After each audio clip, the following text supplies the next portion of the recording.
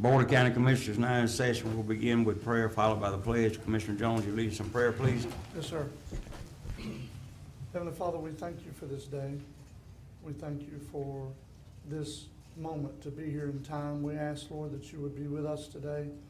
God, be with this county continually. Thank you for sparing us what we took on with the storm that happened last month. Father, we thank you, Lord, for the ability to make decisions, ability to discern, ability to be fair today. In Jesus' name, amen. Amen. I pledge allegiance to the flag of the United States of America and to the republic for which it stands, one nation, under God, indivisible, with liberty and justice for all. I think Commissioner Sanders wanted to make a statement real quick. Okay, I got a statement. As we got through the meeting yesterday and went home, this is my last and final post as a commissioner, and this is my statement. Well, I attended my last county commission meeting, kind of bittersweet, but I'm ready to come home. I will leave the way I came on board, and that is with my head held high, and know that I did the best I could for the whole county. I love Franklin County, and I will until the day I die. Some of the best people in the world live right here in our little county. Just because I'm retiring doesn't mean that I'm going to quit fighting for what I believe in. I wish the Board of County Commissioners and the new Commissioner for District 2 nothing but the best. May God keep blessing our home. People of Franklin County, thank you from the bottom of my heart for allowing me 20 years as your public servant. Thank you. Thank you, Sheriff.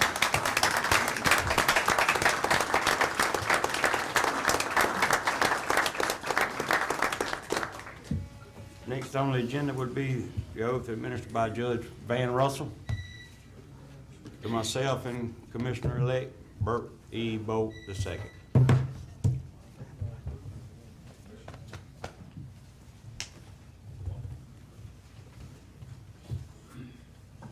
Come around the front, Judge.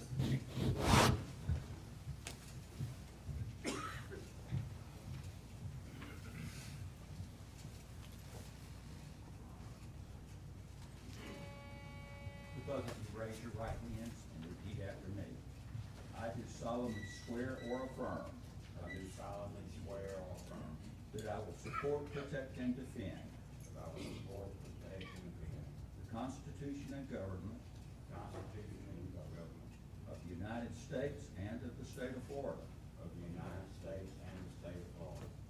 That I am duly qualified to hold office. That I am duly qualified to hold office. Under the Constitution of the state. Under the Constitution of the state. And that I will well and faithfully perform. And that I will well and faithfully perform. The duties of Franklin County Commissioner. The duties of Franklin County Commissioner. Of which I am now about to enter. Of which I am now about to enter. Your hands down, it's a done deal.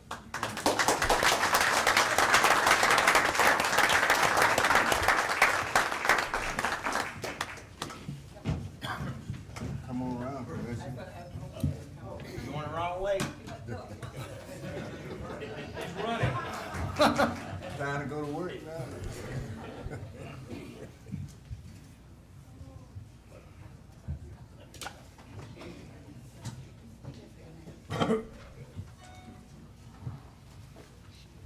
Next on the agenda is a organizational meeting and committee assignments. Board of County Commissioners will elect the chairman and vice chairman, and then the chairman will assign commissioners to committees and boards.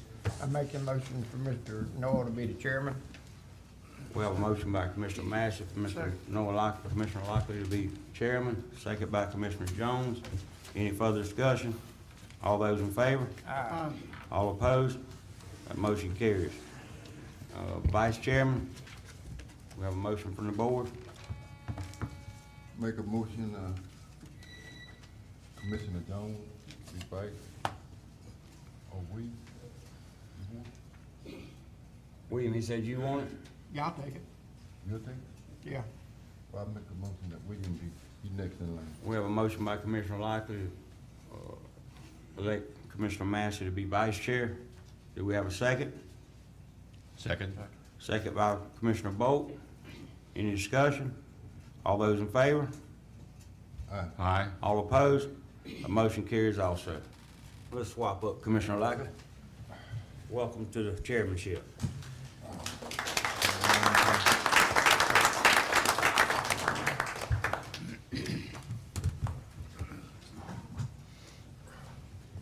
Good morning.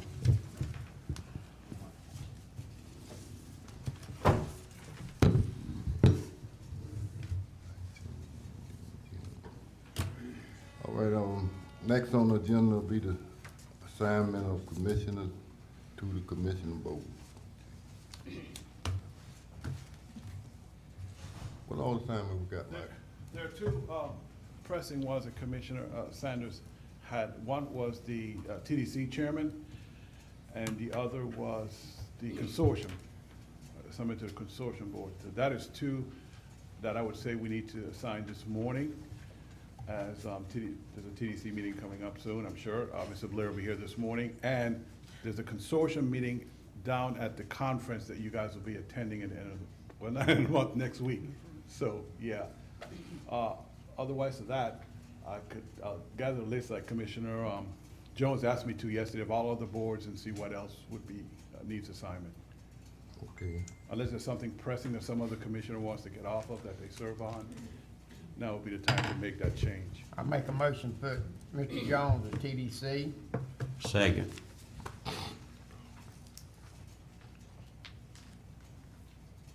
all right, we got a motion on the floor by Commissioner Master,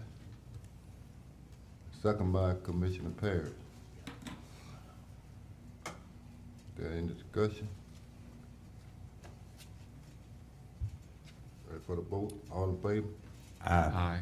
All opposed? That passed unanimous. Make a motion to put Mr. Parrish, Commissioner Parrish on resourcing down south.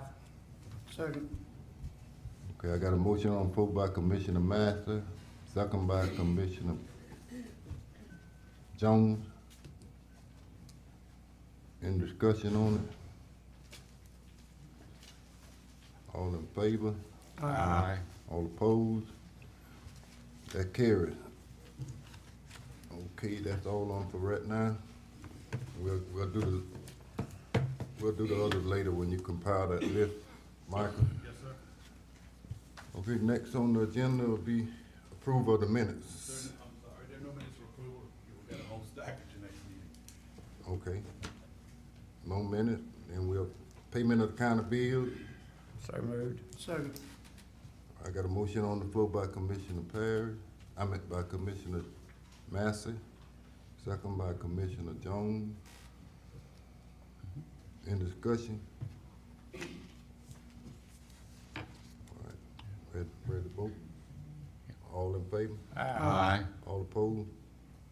That carried. Okay, next on the agenda will be public comments. Good morning, Commissioners. Congratulations, Commissioner Lockley, and congratulations, Commissioner Bolt. Thank you. I'm here representing the East Point Fire Department and the Franklin County United Firefighters Organization. It has now been 8 weeks since we have had paging capability or radio capability, and I've not heard anything about a solution to this problem. I called Williams Communications yesterday. They said they had a proposal. I asked for a copy of that, and I was not replied to in any way, shape, or form with a reply. So I have no idea what's going on, if there's any considerations to getting this system back up and running. And I'm here to find out what's going on with it. All right, Michael, is that lady here from the sheriff department? Community No, council? Renee couldn't make it today. You got some on I'm on board. it? Let's handle that now. Item number one of my report, Commissioners. The board is aware almost 2 months ago, a lightning strike to the fire department's radio system antenna located at the sheriff's department caused significant damage to the entire county's 911 dispatch system. Williams Communications responded immediately to this emergency and worked diligently to get a temporary system online and then get a new console ordered and installed as soon as logistics would allow. Once the main console was installed, communication was restored to the sheriff's department, both city police departments and Weasley EMS. Because the fire department communication system was older, around 1980s, early 1990s, there was a level of difficulty determining what was damaged from the lightning strike and getting it back online. So a temporary workaround was put in place. This temporary workaround is during a fire event or some call, dispatch would send a notification via text or via the Alert Franklin system to the appropriate fire department. Each fire department was giving an 800 megahertz radio, which is on loan from Williams Communication at no cost, to contact dispatch directly once notified. Each fire department could then talk to the other members of their department via their VHF, UHF radios. Those are still working. During this time, it was also discovered that the FCC license was not renewed since 2013. So even if the older radio system was brought back online, radio messages could not be legally transmitted over the communication system. After meeting with Williams Communication representatives and Ms. Renee Brannon from the Sheriff's Communication Director to discuss our options, I recommend that the county purchase and install a Harris multi-band radio system. This would allow the fire departments to communicate with the dispatcher directly with their VHF, UHF radios, which they currently use,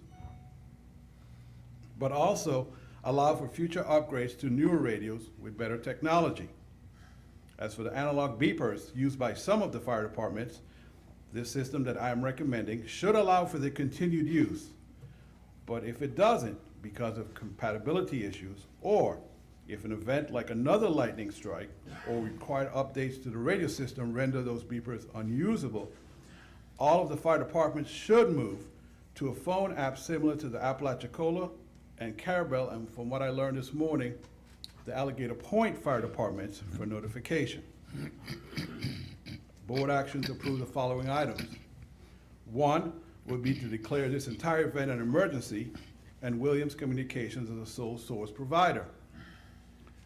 Next, authorize a payment of $129,685.07 for the purchase and installation of the main communication dispatch console at the Sheriff's Department. This amount will be paid from reserve for contingency, but will be reimbursed by any funds we receive from the county's insurance claim. Third, authorize payment from reserve for contingency for up to $60,000 for the purchase and installation of 2 new Harris multiband radio stations.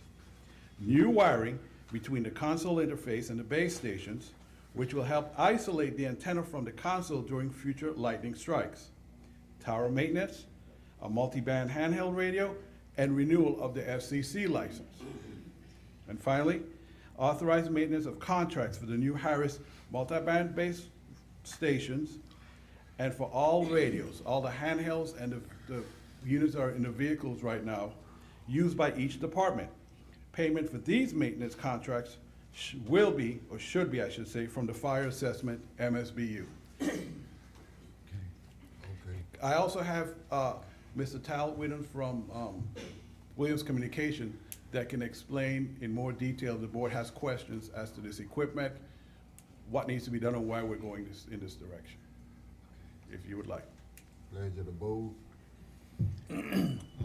Just want to verify then that relative to point number B. Yes, sir. Where you're talking about the installation of a main communications dispatch console, that's a new piece of equipment that I understand going forward is upgradable to the more modern technology. Actually, that is the new, from what I understand, it's a very new piece of equipment. The upgradable part is the Harris radios in part C that will be able to be used with equipment that the handhelds, VHF, UHF that they're using now.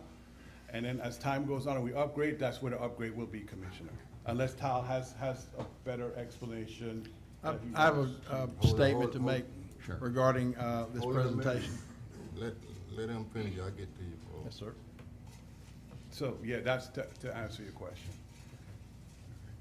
I would really suggest that the board brings up the representative from Williams Communication because that's his field. I'm just here kind of relating to you from how I understand how the system works. Let me see that representative. Yeah, is he here? Is the representative here from Williams? Good. I'm gonna get to you.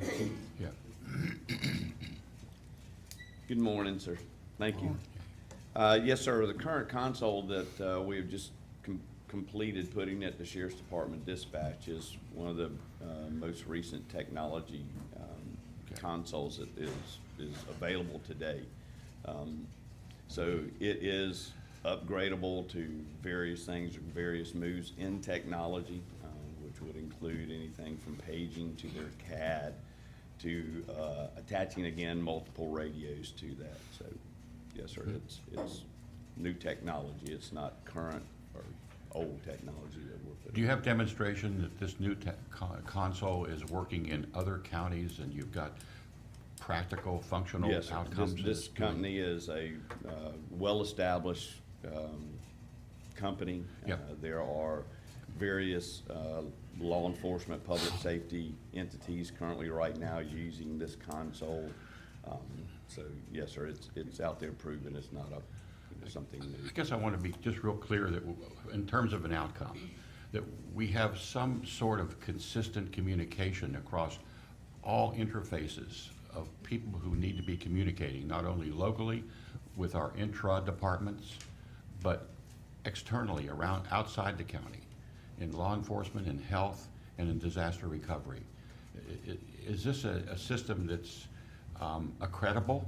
Absolutely. And is it something that the state of Florida has funded in other areas? Yes, sir. You know, currently right now, communications is huge. It is in any event or even your day in and day out lives. One of the biggest pushes that we've been seeing in public safety over the years is not only communication, but also it's a thing known as interoperability, or IO. And that is the ability to communicate outside of where your daily day in and day out work goes. And that can be from ambulance services to fire services to law enforcement services. Nationally, state, as well as local and county, have been pushing over the last number of years. They see it, AJ.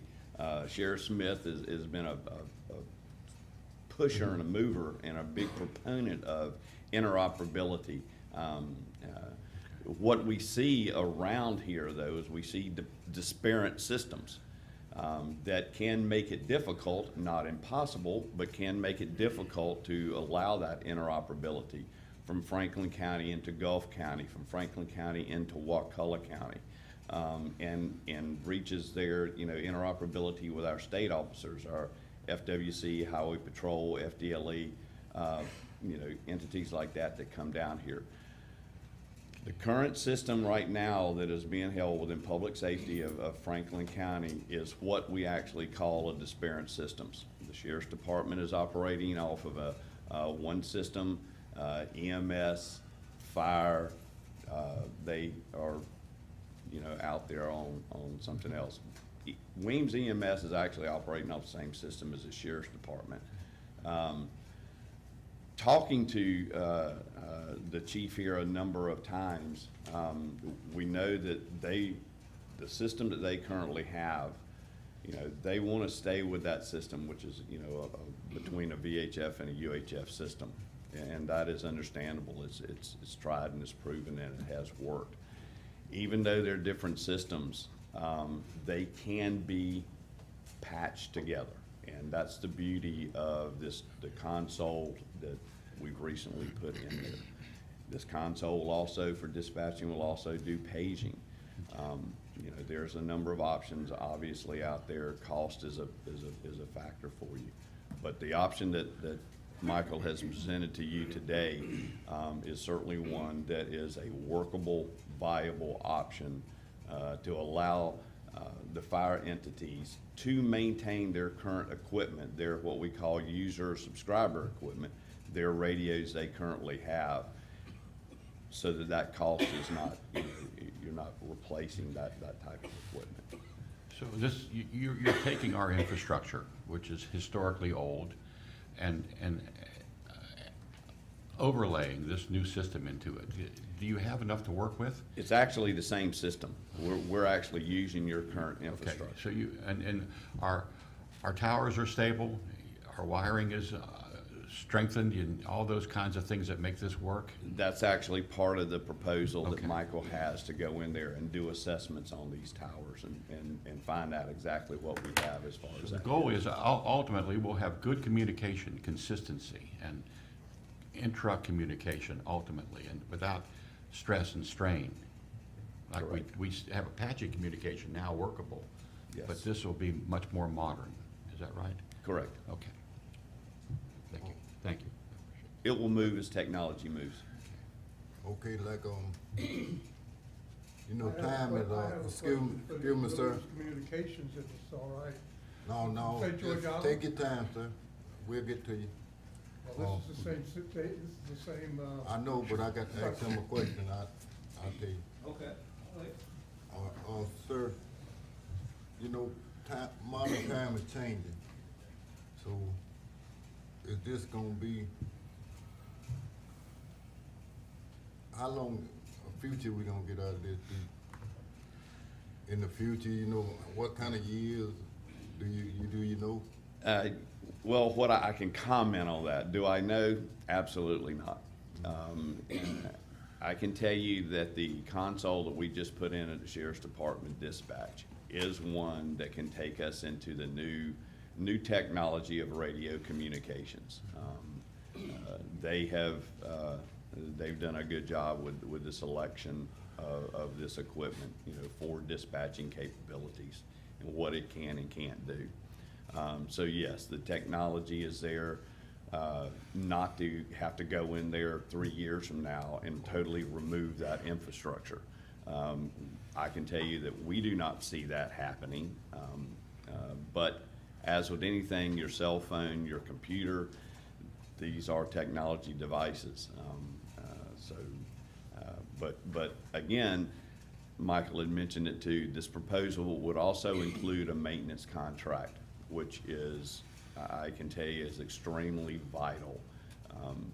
It's very, very difficult to install or purchase new equipment and not touch it for many, many years and then expect it to operate in its fullest capacity. And we don't do that with our vehicles as far as changing tires, rotating tires. You know, that is a critical need in there, you know, for that maintenance to ensure that best, most optimum working capabilities of that radio come out. All right. Chief, you have something to say? I do, indeed. I will agree with this gentleman that the Zetron console that has already been installed, and that's why I don't understand why it's part of this proposal, because that's already been done, is infinitely upgradable according to Zetron International in Washington State, whom I spoke with directly. They assured me, their salesman assured me they could hook 2 cups and a string into this console and make it work. So it can be tied into any kind of communication system, apparently, according to their salesman. The reinstallation of the fire network, buying a new radio and upgrading that's great. And, you know, I think that's the proper course of action here.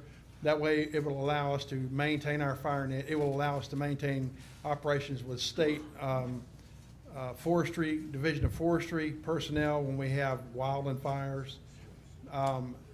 As far as a maintenance contract for East Point Fire Department, I think I can speak for the board saying that we don't want their maintenance contract on our radios or nor our truck radios. We've always been responsible for our own pagers, radios, and truck radios, and we will continue to be responsible for our own pagers, radios, and truck radios. And you know, anything other than that, I'd have to get a board approval on, because I'm just one vote on that board. But as far as new technology, I'm gonna tell you, VHF and UHF technology is gonna be here for the next 50 years. So I don't think you have to worry about that going away. Are there better radios than we have in place? Absolutely. There are digitally controlled radios that far surpass the reliability of what we have there now. And I would I'd be happy for the board to jump on that situation and remedy that. Okay, thank you. But that's our. Thank you, Bill. Give me your name and your.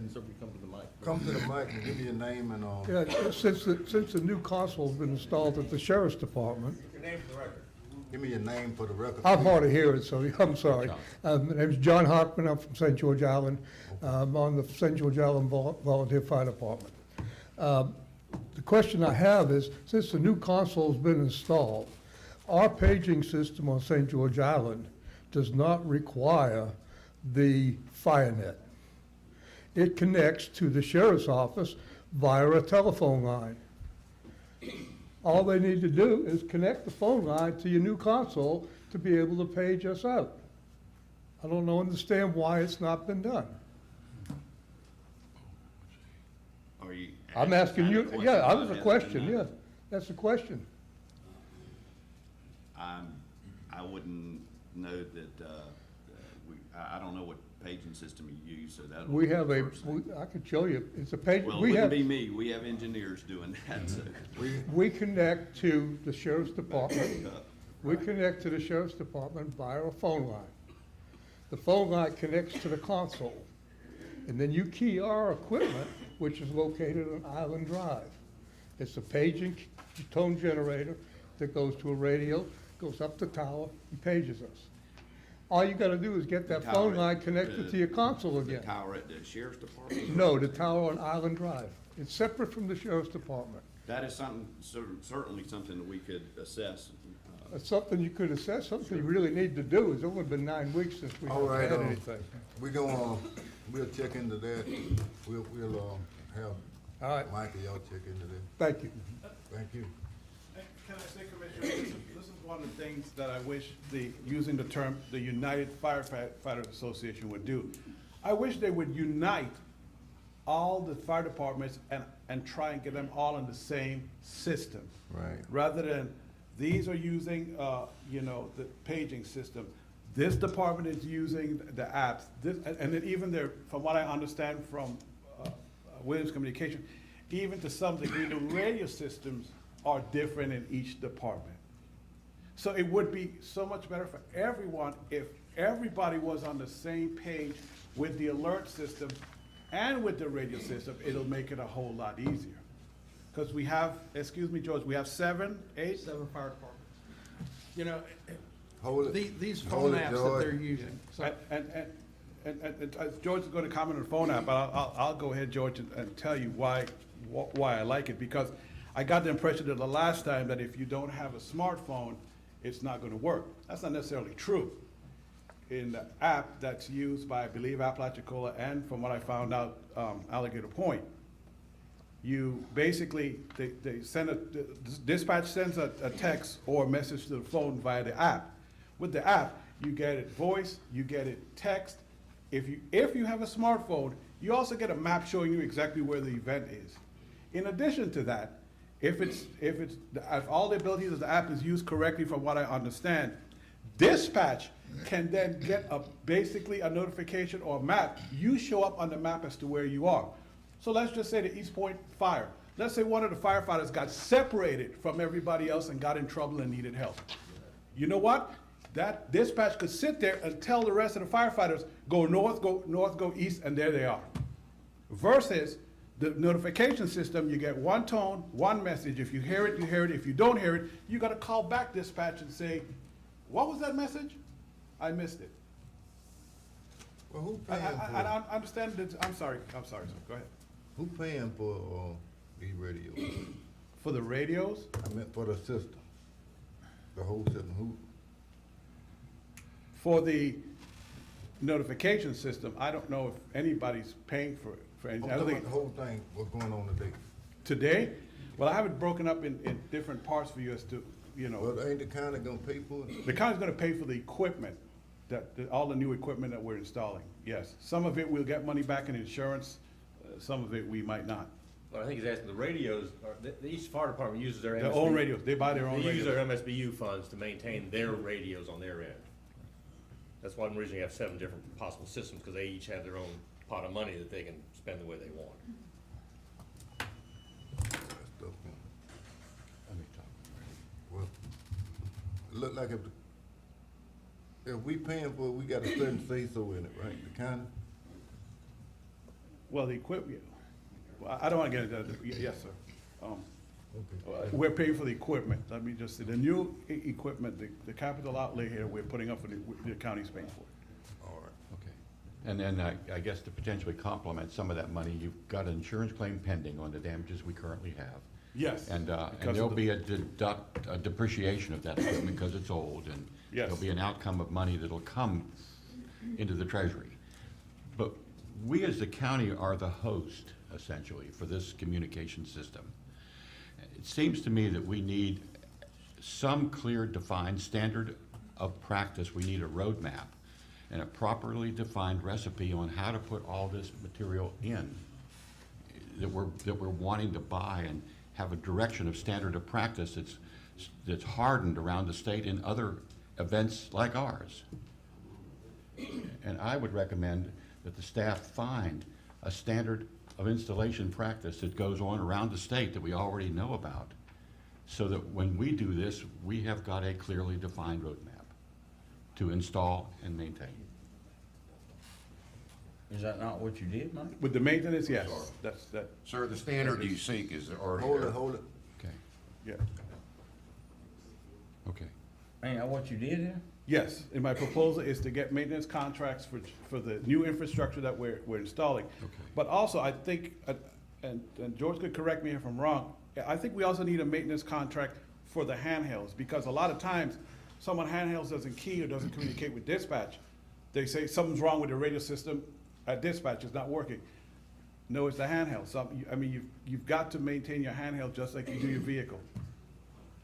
All right. So yes, okay. both, to answer, yes, commissioners, I did include the maintenance, which will help maintain on both ends. As far as Pledge of the vote on this. I would like to ask a question, Mr. Chairman. There's if I still may. some other comments, sir. We still have some other comment before you. I'd like to ask a question if I may. With the radios we have now, without a maintenance contract, I mean, who's liable for something if a radio gets dropped, something's bad, the radio's not working, there's a call in to Williams or whoever? I mean, I understand we're saying that each fire department's liable for maintaining their own radio system, but if it don't work, I mean, I know how I'm gonna be. I'm like, hey, this don't work, will you fix it? I mean, and without a contract, I think it's very unfair for us to continue to ask Williams Communications to just absorb that. I agree. Anyway, I think that's very unfair. We do have, the sheriff's department, just understand this, there's two different systems out there. The sheriff's department, Weems Hospital, they operate on one system that is covered under contract, and then with the fire department is what we call pretty much a break fix.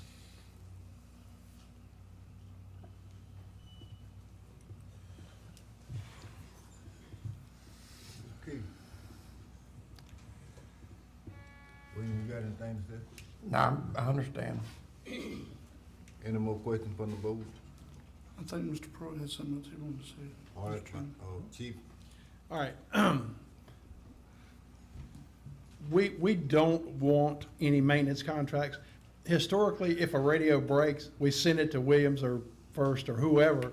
It comes back costing more than a new radio. We replace the radios due to attrition as we need to. And every department does that. As far as these phone apps, you know, you talk about a smartphone or another phone. Some of my people don't have a phone. These are volunteers, guys, from my community.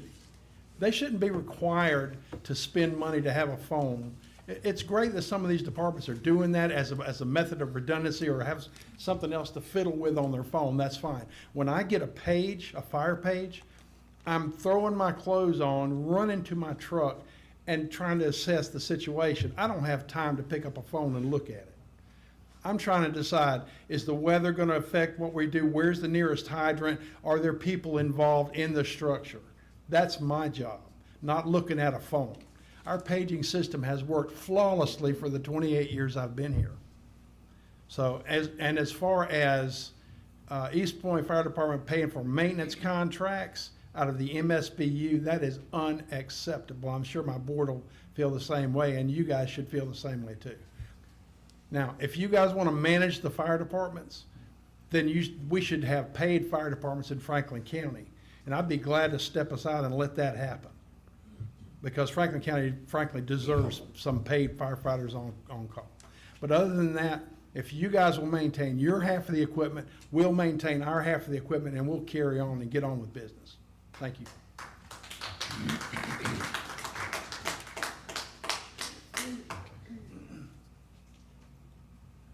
Okay, pledge of the vote. We got one more. Come on up, sir. Give me your name and your number.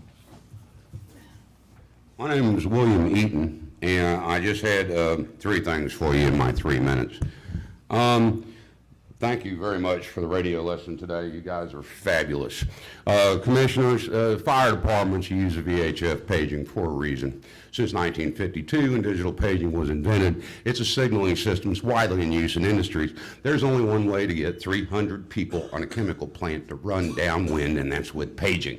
Okay, that being said, equipment is supported. The equipment is for sale. The equipment is a fire standard.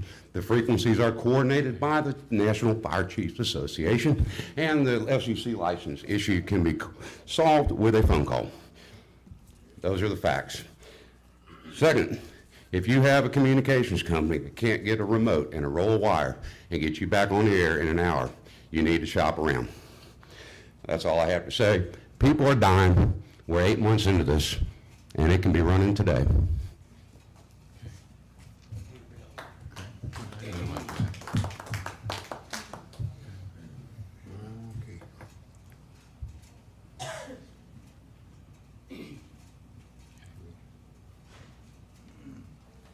Good morning, honorable commissioners. I think I'm third on the list. I hope I'm not skipping over anybody else. I believe I've spoken to most of you. I am Tamim Chaudhary, and I'm from the U.S. Small Business Administration. I believe most of you have my contact. Mr. Chairman, I think he's on a different subject matter, We're on a Mr. different Chairman. subject. We gotta talk to you in a minute. Oh, of course, I'm sorry. My apologies. We're trying to get this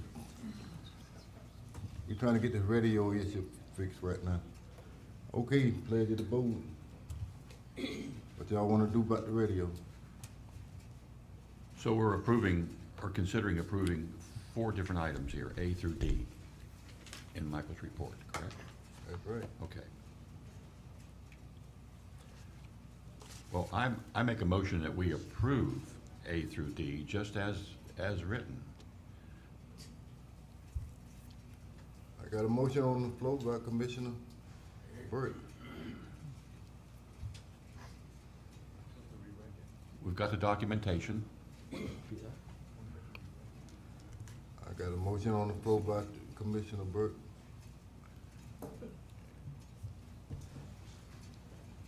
That motion died from no second. Mr. Chairman, I'd like to make a motion that we accept A, B, and C and get a weigh-in from all the different boards from the volunteer fire departments, but let them know if they're gonna maintain the radios, there's not gonna be a after-hours call that anybody else is gonna be liable for that invoice but them. Okay, I got a motion on the floor by Commissioner. I got a motion on the floor by Commissioner Jones. A, B, and C. Yes, A, B, and C. To do A, B, and C. Second. And the second by Commissioner Parrish. I have one question with that, Discussion. Commissioner. I'm sorry, sir. Apologize. Commissioner Jones, Mhm. what about the maintenance contract for the hardware, the new hardware that we're installing? I'm assuming that would be on us. Well, that's on D. That was, I thought D was only about the MSBU, I'm sorry. what it's twofold. It's basically, do we get a maintenance contract for our equipment? And Yes. how do we pay for that? Yes. Yep, and then maintenance contact for our equipment. So, I was just asking you gonna include that in your motion? Because you Yes, only sir. spoke about the handhelds, Yeah. about the fire departments maintaining their own handhelds. My mistake. Okay. I was Do just you wanna referring, amend I was your just, motion? I do, I was just referring to the MSBU, discussion. And I think we can get weigh in from these volunteer fire departments on how they want to approach it. But we just need to understand that the county's gonna be liable for the consoles, but none of the radios. Okay, so I guess my question is to the board, again, I'm asking, the maintenance contract for the new equipment, who's going to pay for that is what I'm asking. Because at one time, the board expressed to me, they would pay for all the new equipment, the capital, but not for maintenance contracts. They felt the fire department should do that. So are you all now saying, no, that we'll pay for the maintenance contracts and the installation of new equipment? You're Well, the talking- maintenance contract, You're talking about for the consoles, though? yes. Yes, that's what my motion That's entails. what you're saying, okay. Okay. Got, I'll amend the second. okay, I got, you amended your first motion. I mean, you amended your motion, you amended the second. Any more discussion on this? I have something, Mr. Chairman. Wait a minute, Go ahead. let the lawyer weigh in on it. Just as a matter of procedure, there had been a discussion by Mr. Morone that you do have your local bid policy in place. This exceeds that $10,000 cap. So the motion would also need to include in the second and the waiver or the declaration of an emergency and the waiver of your local bid policy. I haven't really heard any facts that would justify a sole source. So I think you would just need to waive the bid policy, or declare the emergency and then waive the bid policy. Because your local bid policy is not required by state law, it is required as a matter of local policy. And I do believe I heard a mention of a number about $129,000 potentially. 685, yes, sir. So, Yeah, well, and that is the money we talked about for improvements at the jail anyway, for the console that was blown.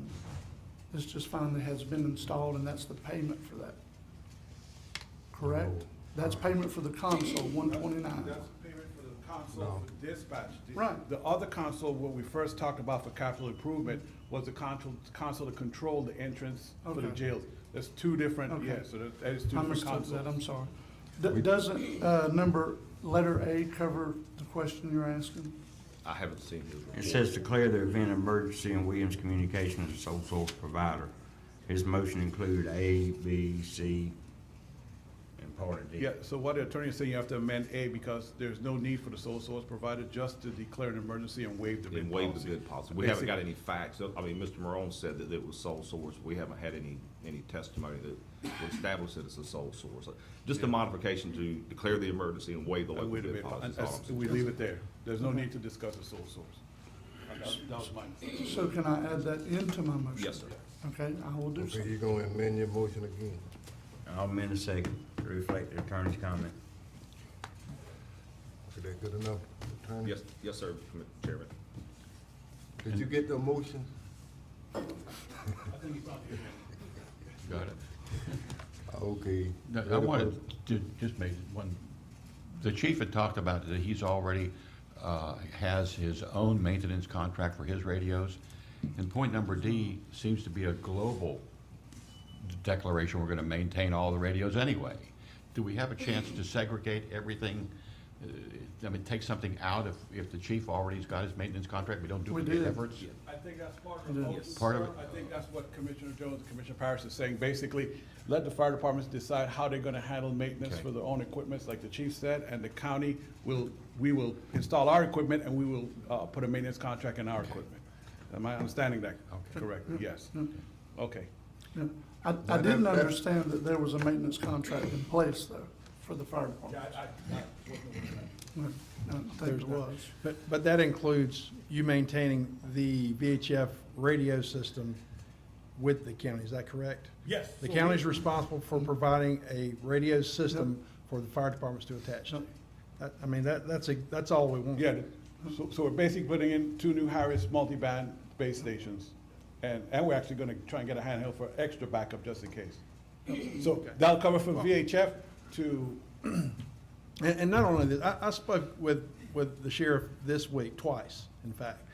And we agreed that the fire net, in an extreme situation like a storm like this, if our system was still standing and his was not, because that's cell phones that they're basically talking on, then there would be some redundancy here, and the county could use that for backup as well. You know, I mean, it's your system, but it would be open to use for other options besides just fire. We could use it for law enforcement, we could use it for ambulance service if we had to. So, Well, Chief, you know, a lot of this, it shouldn't have took this long. we got to have better communication. Yes, With sir. each other. I mean, everybody else talking, we going everywhere else, but we got to know what's going on. I agree, sir. Y'all out there on the ground, you the ground person, y'all the one who's doing it. We don't know, we in here, or we in a different place. And you got to tell them what's going on. Mr. Chairman, I have tried to keep you guys informed by email, and I'll get yours too, Mr. Polk. But I've tried to keep you informed with that. I know it's been kind of sporadic, but, you know, we're volunteers and I've got a day job as well. I understand. Let me Hey, just, Sheriff. if you don't mind, Go ahead, Mr. Sheriff. Chairman, I think the new radios that are gonna be, in the shed at the jail that the works, their system is going to be much better because we're gonna have a maintenance contract. And then Renee will keep all that stuff going and make sure that those radios are maintained now that we have a maintenance contract. Because before there was no maintenance contract on the old equipment, it wore out, nobody was checking. So now with the new stuff, we'll be able to monitor that and let you know if there's a problem. If the contract goes out, Williams will let us know so that we can keep that stuff going. And when it needs to be updated, it can be updated. We can come in and say, hey, this radio's 10 years old now, it needs to be upgraded. So I think by doing that, we'll solve a lot of the communication problems that you're talking about because we'll do a lot of it and then they won't have to do it. The vendor will be responsible. Hey, you know, they come in and say, hey, your radios are up for maintenance, just like the radios that we're currently on, the sheriff's office is on. Each year they come and they go through each one of those radios to make sure it's functioning to its highest capacity. So I think that'll solve some of that as well. And Michael's done a great job putting this together. Thank you. I agree with the sheriff, and another addition, what we asked Williams to do is, they'll be responsible now for the FCC license. So we'll never have a lapse where, 2013, there's no FCC license. Because everything wears out, just like the coax that runs from the shed where the radio is, that runs the system to the antenna on the top, that's decades old. And so it's probably gonna have to be replaced, and that's where a lot of this expense is coming from. But maintenance is so important, especially the hardware that runs the systems. So again, thank you for your consideration. Thanks, Chief. Okay, pledge of the vote on it. Y'all ready to vote? Yep. All in favor? Aye. All opposed? That passes. Good, good. Next on the agenda, any more public comment?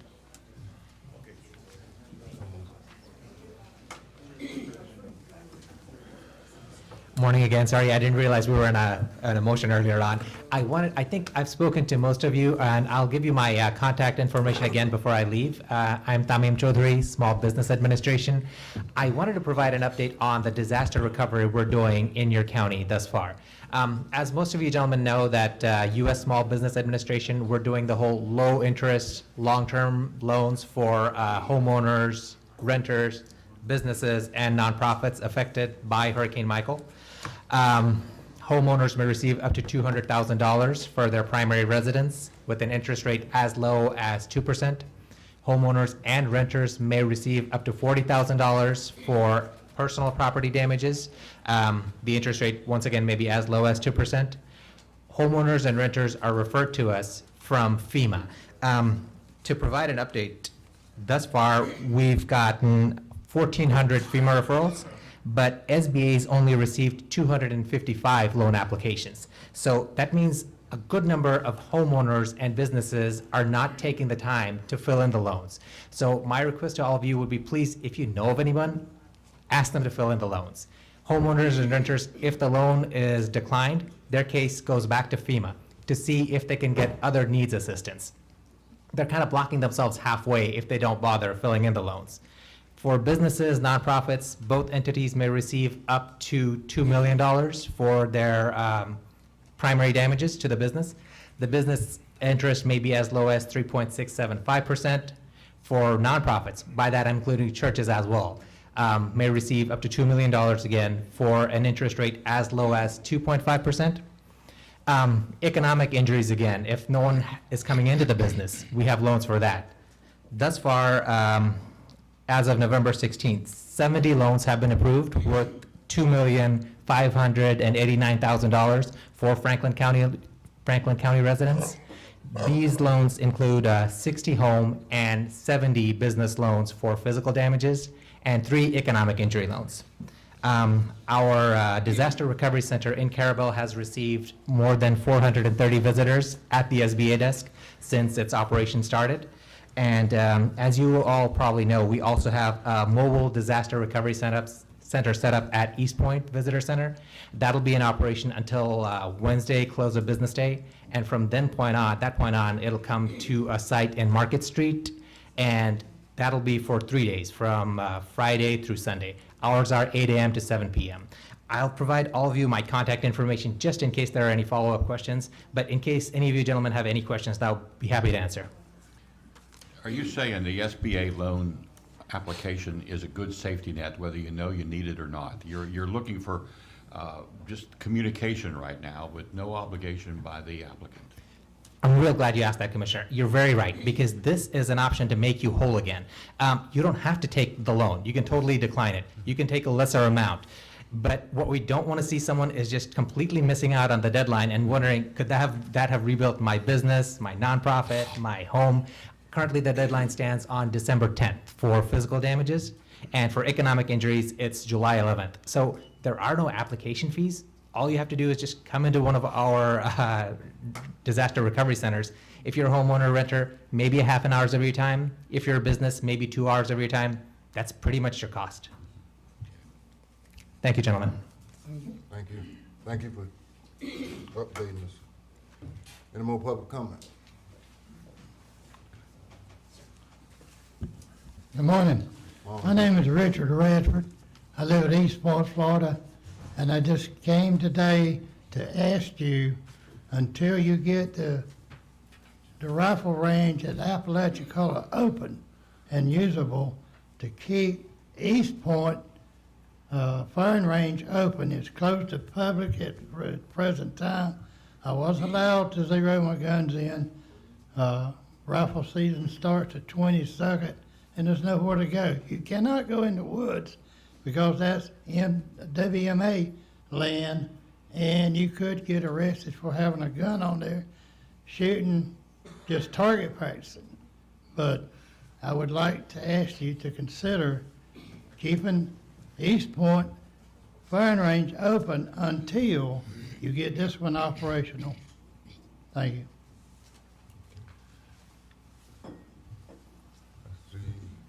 Come on up, sir. Good morning. My name is Zach Hodges. I represent the Florida Department of Health in Gulf and Franklin counties. I have with me Brad Addison. He's the environmental supervisor in Franklin County. Just to address quickly the post-disaster septic tank issue. That's been our mode ever since we could safely travel around the county, following the life safety stuff that we were doing. We had an environmental health strike team come in for Gulf and Franklin, a 14-person team to help us go around and look at all the possible damage that was septic or aerobic treatment related. We completed that preliminary assessment. We had a couple hot spots along 98 and in the plantation primarily. But we had, as far as how we're going to address that, the systems that are damaged, I was going to let Brad come up and basically go through like three different types of assessments that we're allowing. Good morning. Thank you for allowing us to come and talk with you this morning. Right now, Let me get your name. Oh, Brad Addison. Thank you. Sorry. With the Department of Health in Franklin.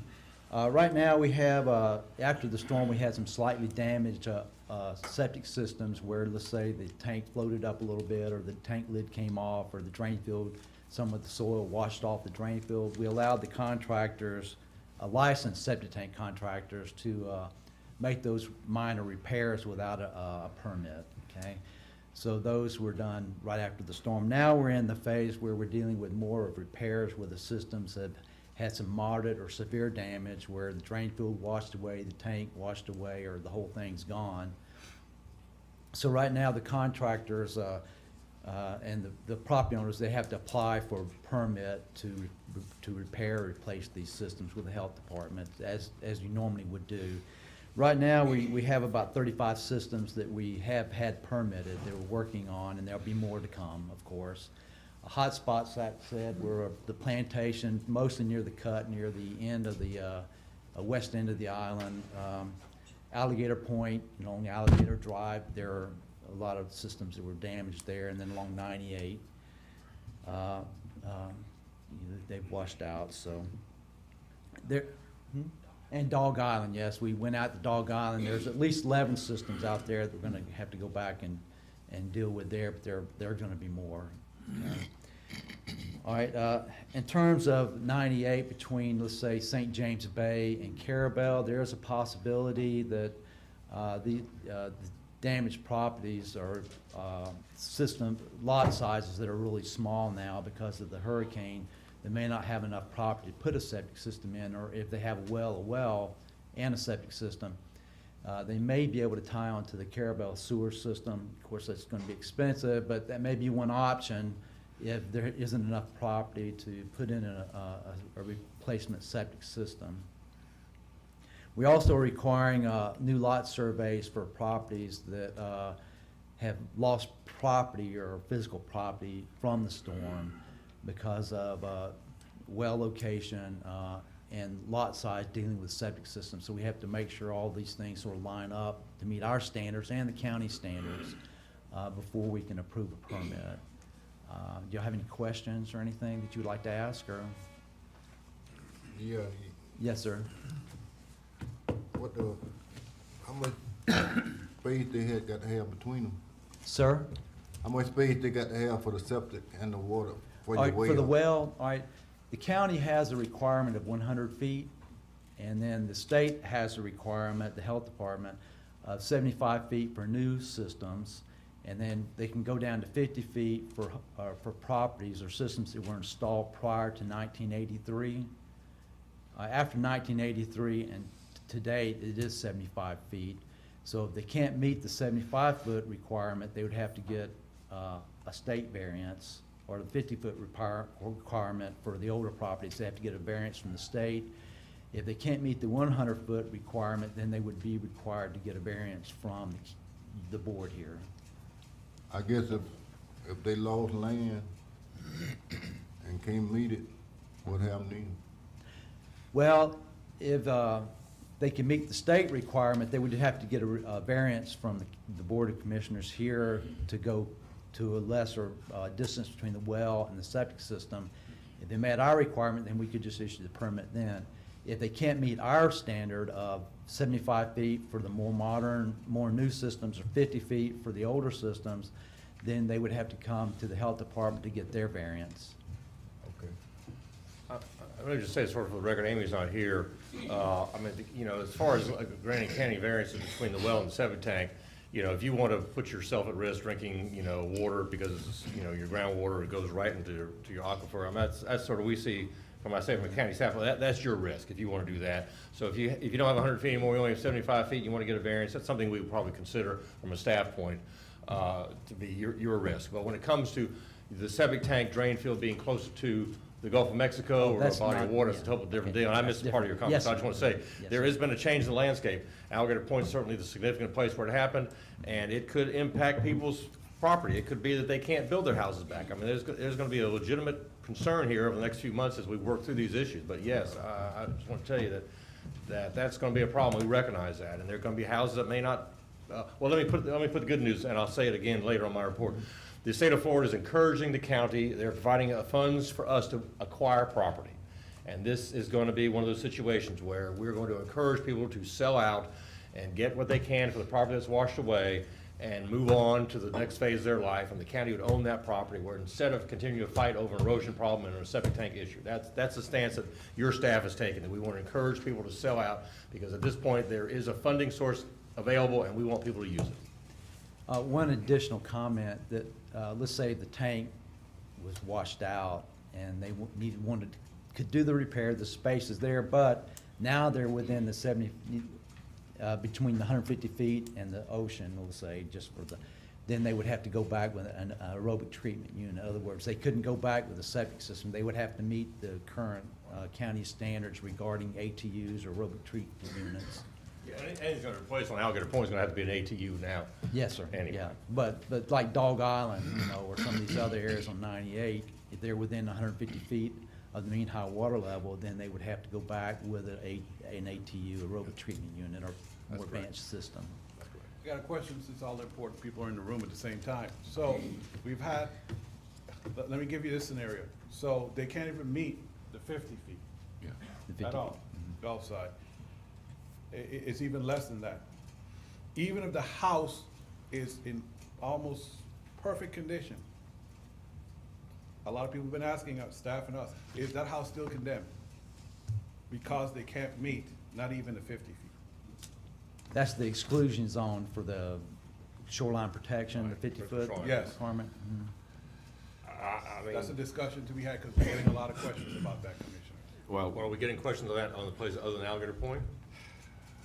No, that's I what think I'm that's what I mean. I Well, think potentially- those questions can't be answered Right. with a broad blanket. That has to be a specific set of facts with a specific answer given. We can't address Right, that. right. But in a that's why I general want to statement. present the option though of an acquisition. I just said it for food for thought, because again, it's a question that we're getting a lot. I think most of those are on Alligator Point, and then hopefully in the area that we've identified as an acquisition area. All right, your 3 minutes up, sir. Okay, thank you, sir. I Y'all have a good appreciate- day. Appreciate the info. Any more public comment? Next on the agenda will be department head, Mr. Howard Neighbor. Got you some rest this morning. Oh, yeah, listening, learning. Yeah. How y'all doing, Commissioners? Good morning. All right. I got a couple, 3 items. First, I want to welcome the new Commissioner aboard. Look forward to working with you. Thank you. And, we continue on cleaning up through the county from the storm and all, and grading the roads throughout the county, but it's been kind of wet, so, been getting rain every other day, but we continue on grading the road to try to get the roads and stuff fixed up and graded through, for the holidays. And Alligator Point, which was 1,100 foot, now it's about 1,500 foot, we maintain that once a week, so. And the debris cleanup, I've had a lot of calls about the debris cleanup, and wanna know if they gonna make another path, or when they gonna finish, and when is the deadline, so I'm not for sure on that. You got that? Number 2, Commissioners, on my report.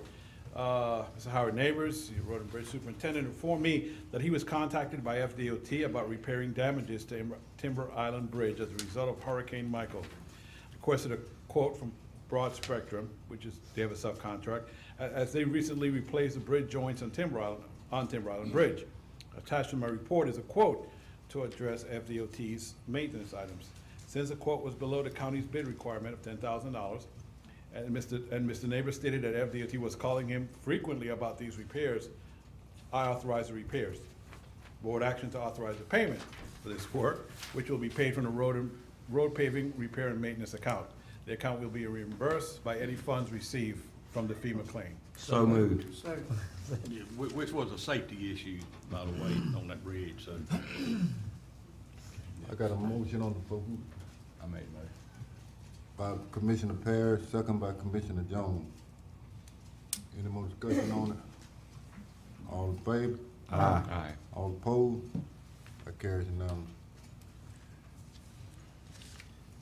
That's it, y'all. Howard, just one point. Yes, sir. The exit of Seahawk Lane, where the K through 12 school is, as it arrives on 98, realizing that Route 98 is a state road, you arrive at that exit, and you're gonna turn left or right on 98, particularly at the nighttime. There's no, in the dark time, there's no orientation relative to the horizon. And that road is almost a cliff dropping off right there on the seaward side. Is it possible that we could put some reflective cones right there as you exit Seahawk Lane? Which that will be on the state right away? It would Is that- be, yep. Okay, I think we might get up with the state. Okay.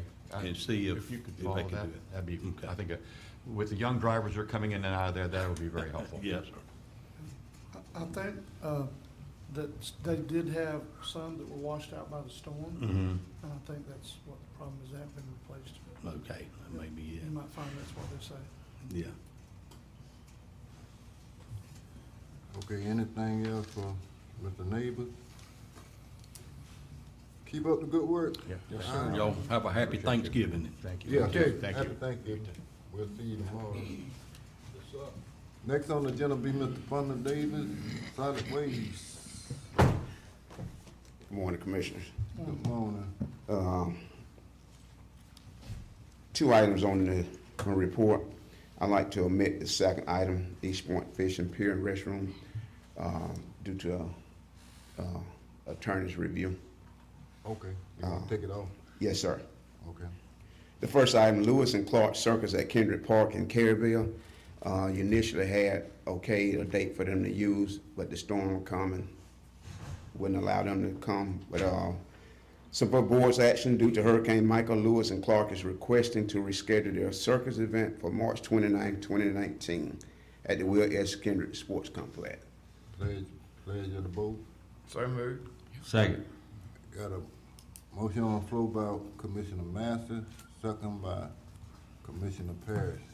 Discussion? All in favor? Aye. All opposed? That passed unanimous. That's it. All righty. Anybody got anything for? Mr. Chairman, Mr. I'd add Davis? something if I could. Go ahead. Fonda, I know we've talked a couple of times, I've never got up with you. Right. Here's what I was gonna ask you about the shooting range that's outside of East Point. I know that presently, I think the berm is maybe 3 foot tall, it's not very tall anyway. I think the problem is coming in is a lot of people are putting their objects they're shooting at on top of the berm, which is supposed to be stopping their shells. That's Okay. part of the problem. Is there any way, or is there room there enough to put another berm behind it and maybe even make it U-shaped to help kind of parlay some of the problems we're having with more material? Is there enough room there to do something like that, you think? Just, sure it is, Commissioner, a little land clearing, we could, yeah. Because, I mean, I think if we did that, we wouldn't have the problem we're having with the complaints you're receiving about stray bullets near or around the landfill. Right. And again, it is the only shooting range in the county. Okay. So, I mean, if that's something you think we could do, I'd like to find out about it if that's possible. Okay. I'd like to also say I got calls this morning, and we had a gentleman stand up during public comment. Deer season fixing to start, and there's nowhere to sight the guns in. Now, we run into this several months ago, and I asked the same question that Commissioner Jones asked, is to improve those berms, make it 10 foot tall, make it a U shape, so it protects the jail, protects the landfill, and all the places in back of that. So I'm gonna put it in form of a motion that we get with Howard Neighbors, the road superintendent, and build a berm, as Commissioner Jones has reflected, in a U shape, so that it protects the fire department, protects the employees at the solid waste, but also gives people a place to sight their rifles in or their pistols until we can come up with a better solution. The gentleman this morning mentioned the shooting range west of Apalachicola. That ain't never gonna happen because it ain't open to the public. So we got to move forward, but we can't do it today. So I'm gonna put it in the form of a motion that we build this berm so that people can sight their rifles in, and that's my motion. Second. Okay, I got a motion on the floor by Commissioner Parrish. Excuse me. Second by all of them, I guess. Yep. But, in discussion, yeah, what it is, the main thing, if they, I heard them say, they sitting it on top, so you go up, just like you said. Make sure they go up, that way. We got to keep the people outside safe, and the people need this, zero in it, right? So let's work together on it and try to move forward, Any more discussion? All in favor? Aye. All opposed? That passed unanimous. Got anything else, Mr. Davis? That's it. Anybody got anything else for Mr. Davis? Would that firing range after that modification be open then to the public? Like this gentleman that just came up was speaking about? It's up to the board. Do you? Is there any way we can get that thing inspected after they do that burn? Yes. Get it properly inspected and certified. They got any way to do that? Engineer. Certified tree. engineers inspect, fire ranges? I don't know anybody wants to say liability, except let's just say fire range. What we need to do is move forward and construct a better firing range away from the humane societies where they keep the dogs and the cats and the. This is only and the- temporary. And the landfill and the sheriff's department, but in the meantime, these people gotta have a place to shoot. So we need to move forward with the berms, but then we also need to look at figuring out how we can construct a better facility for the people. So open it, go Yeah. ahead and open it once we Yes. fix it, okay. But let the board, come back to the board, let us know when you finish, so we'll know it's over and Yeah. Yes, sir. okay? Keep up the good work, Paul. Happy Thanksgiving. Same to you. Next on the agenda be Miss Pam Bonilla. Good morning, Commissioners. One. I have several action items on my agenda today. Put my glasses on so I can see. First action item is requesting board approval for a final date for debris removal for all county right-of-ways to be set for November the 26th. Now, on your report, I know it says the 21st, but after talking to several commissioners, we decided that that would be only a 24-hour notice. And by this, what we mean is you have until the 26th to finish getting all your debris to the right-of-way. So we can do the final pickup. We did 2 passes already. This would be the final. Now, that is county right-of-way.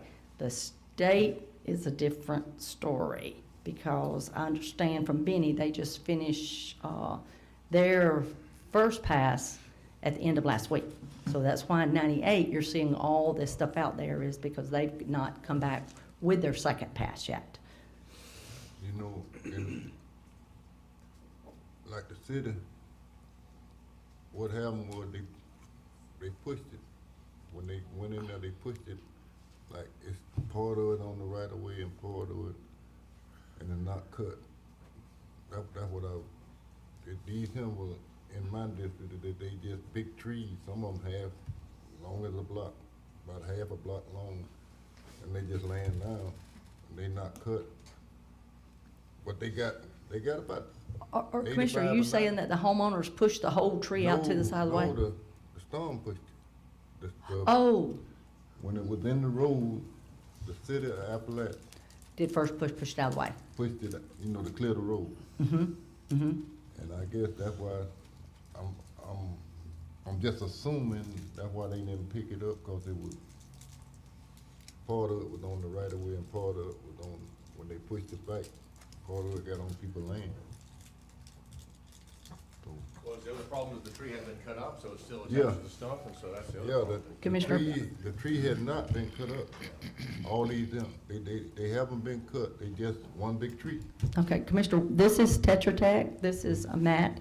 He's our debris monitor that monitors our debris hauler. And Matt can answer some of these questions on that. Right, so the contract that we have, or actually that Crowder Golf has as the debris hauler, is to cut hazardous trees. If it's on the ground, it's not a hazardous tree, so that's not included in the contract and not covered under FEMA.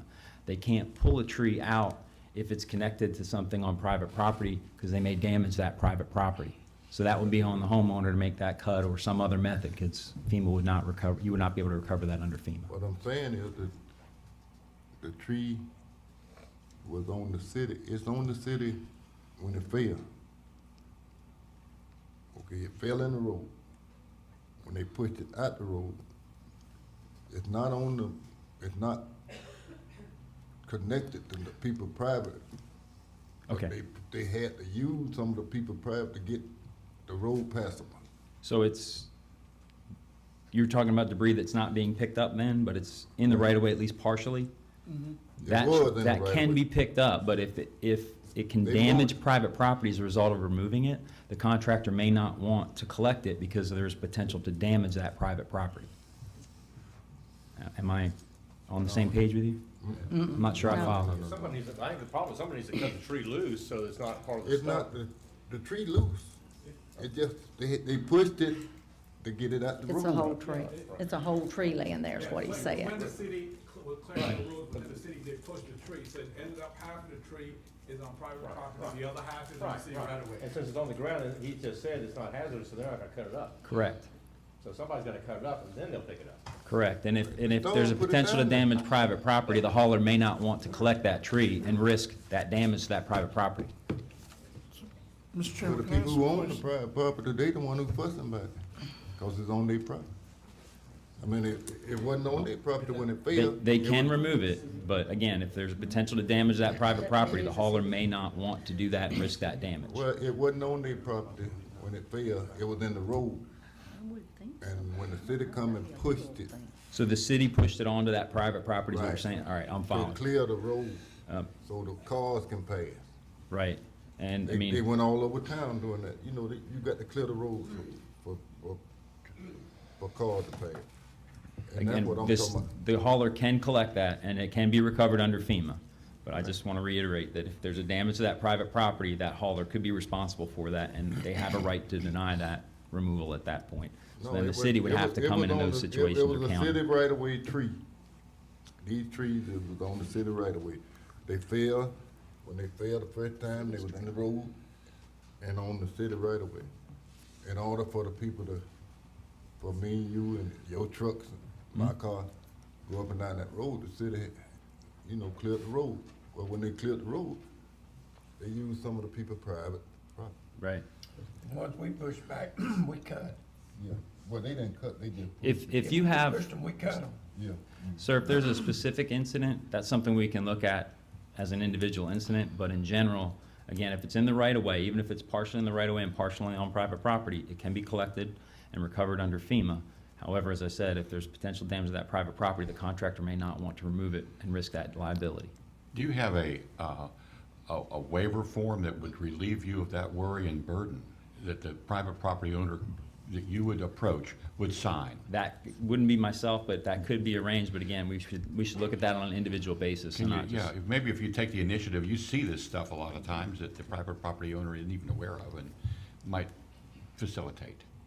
Now, that look bad on y'all, cause y'all picked up all the little stuff and leaving all the big stuff. Well, they're not gonna leave big stuff if it's something that's eligible and Well, that's and what not a you're doing. liability. That's stuff they wanna keep. They wanna Commissioner. get. That's what's that there? Is this, are you saying that this was a tree that was on city property that has now failed?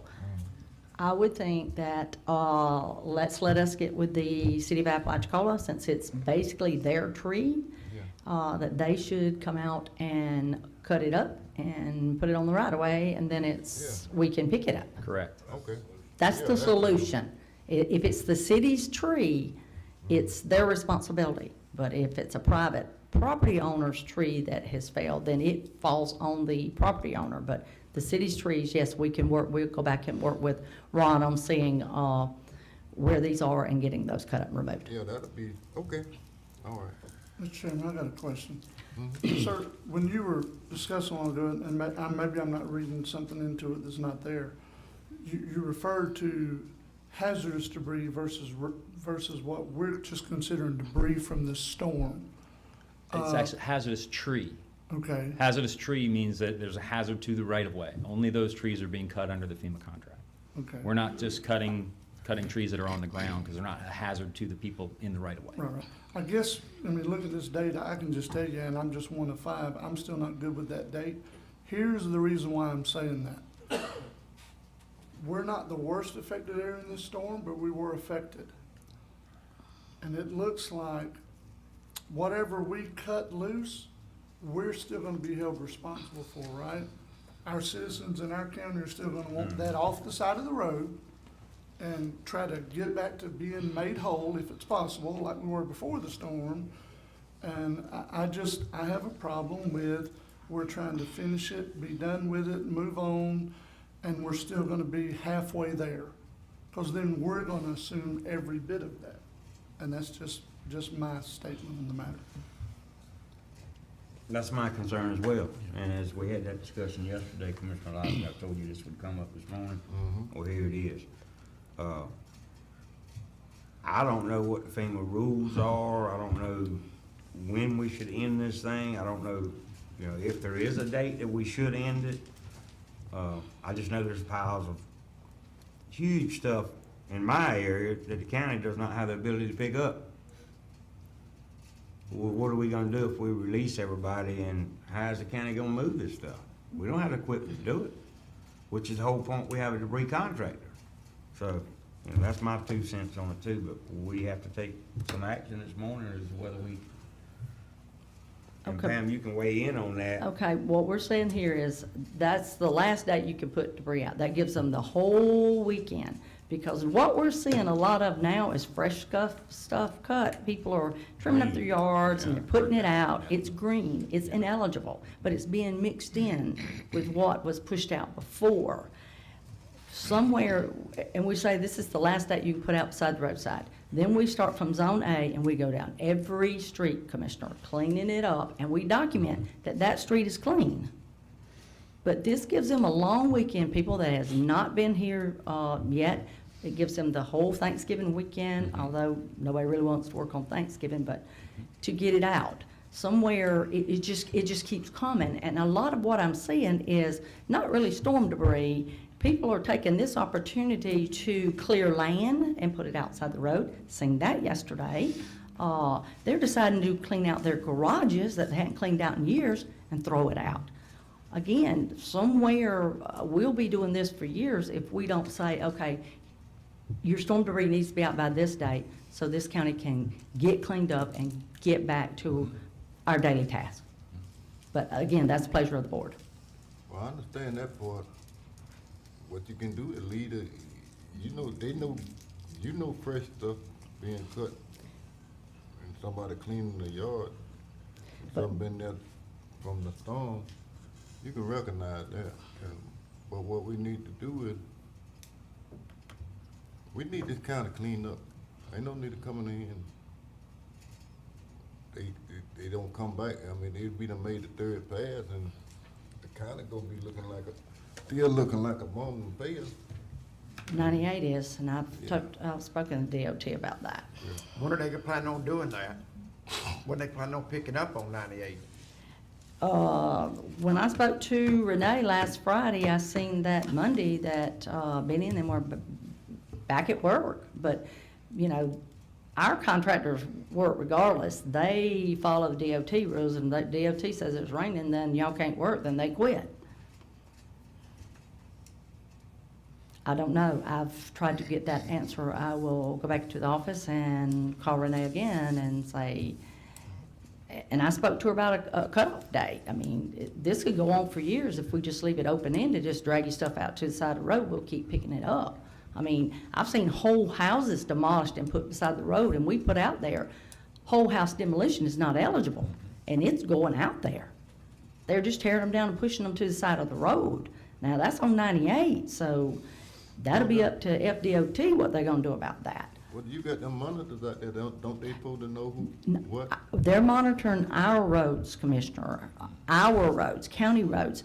FDOT has their own contractor that's doing 98 and state roads now. They don't got no monitors. I don't know whether they have monitors or not. I was told they did, but nobody's, you know, I don't know.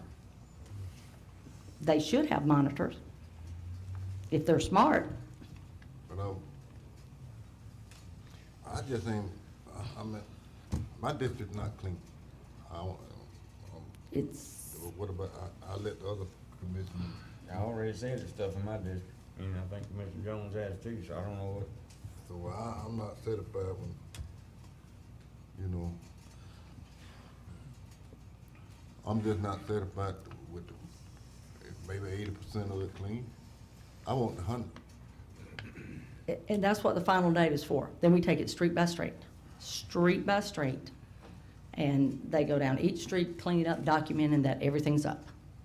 And then to complement all that, is it possible for us to have a post-cleanup debriefing by the haulers and all the stakeholders that are doing this, that we have our checklist, and it's clearly checked off that everything's now been done before we put this all to rest?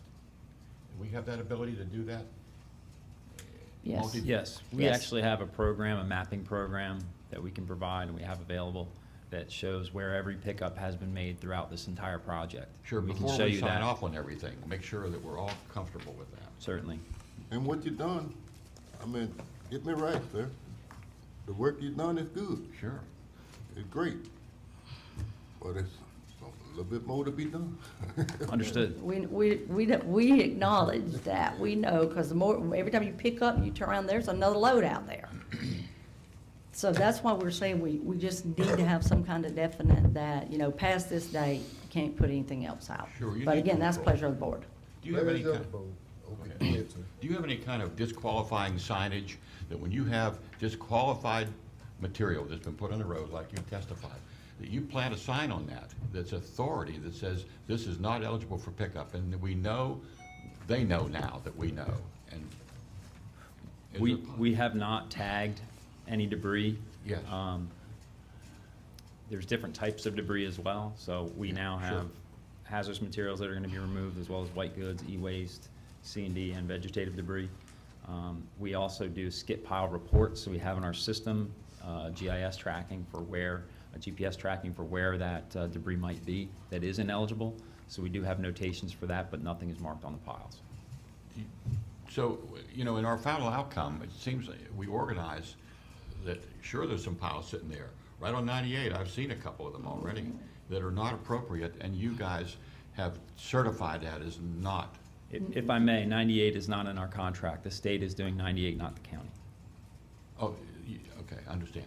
Yes, Commissioner, we pushed out at the very beginning what was eligible, how to put your piles. We pushed out, you know, commercial debris is not FEMA reimbursable. Complete home demolition, you know, that's not reimbursable. That's on the homeowner to pick that up and move it. But it is still going out. And you don't have, we do have a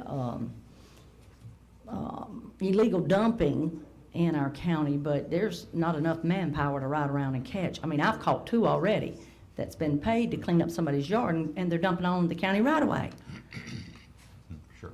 I mean, it's just, again, it brings out the good and it brings out the bad when you have a disaster. But again, it was pushed out from the very beginning, how to put your piles, what was eligible, what wasn't eligible. But yet it is still being done, still coming out. Pledge of the board.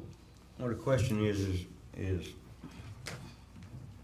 they want to set the removal for November 21st, which is the last day. to 26. put- I put changed it stuff to the on 20, right after of way. talking to y'all, the 26th. And then they gonna quit it November 26th, that's the question.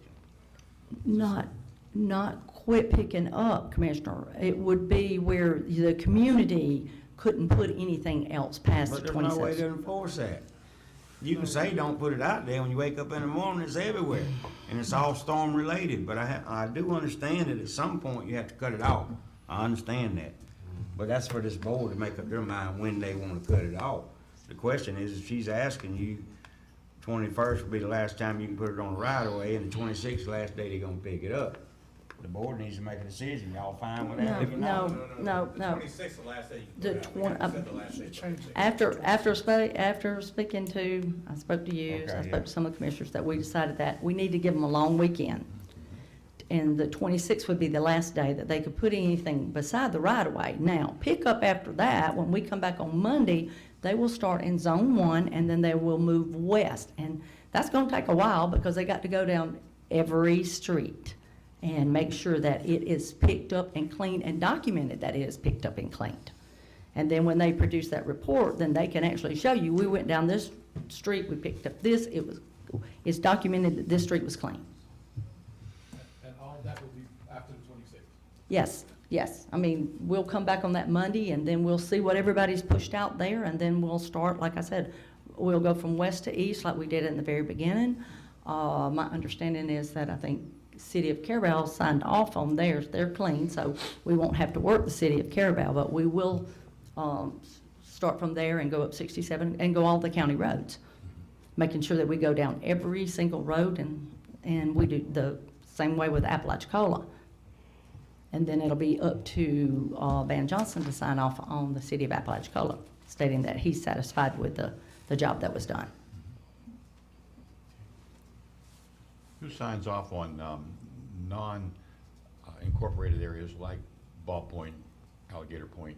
That's part of the county. Commissioners. Commissioners, Okay, we do us. that as a Yes, sir. general rule, okay.